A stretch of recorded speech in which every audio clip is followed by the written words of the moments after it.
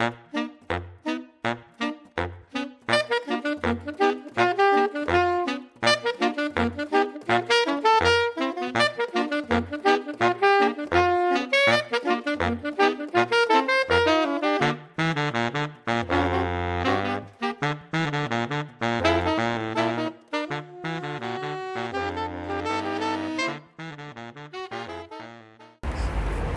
les pavillons sont tous contigus, quel que soit leur emplacement, mais certains, comme ceux que nous venons de voir sur ces photos, sont en bord de rue.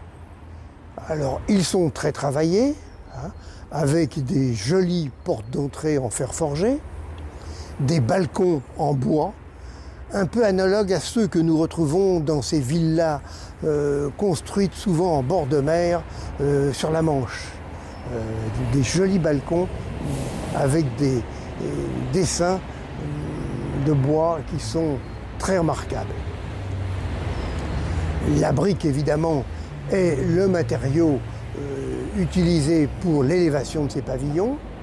Et les toits sont des toits en pente avec des petites avancées et des pans coupés qui sont parfaitement réalisés.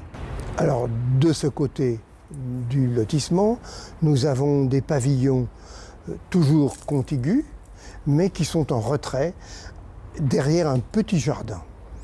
Alors, on peut remarquer aussi que pour l'époque, 1920, on a déjà des garages, un garage par pavillon, ce qui est absolument extraordinaire, car en 1920, peu de propriétaires, même de pavillons, possédaient une voiture.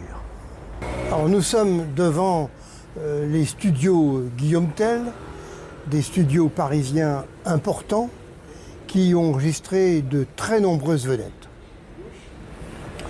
Autrefois, à la place de ces studios, était le cinéma Le Capitole. Le Capitole, construit donc dans les mêmes années que le village anglais, construction en béton armé, très intéressante, dont nous avons les plans. Cette construction a abrité donc ce cinéma Le Capitole pendant très longtemps, et c'était l'endroit de distraction privilégié des Suresnois.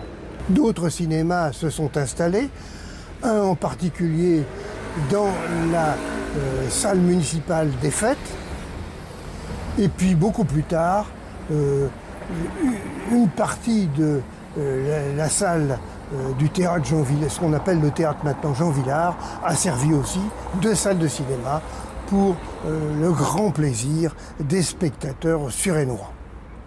Alors nous sommes ici dans le village anglais, et cette partie du village anglais abrite effectivement un troisième type de maison en bord de rue, comme dans les autres rues, mais surtout avec des toits beaucoup plus simples, simplement à deux pentes, mais toujours en briques, avec ces jolis balcons en bois et ces belles portes en fer forgé 1920.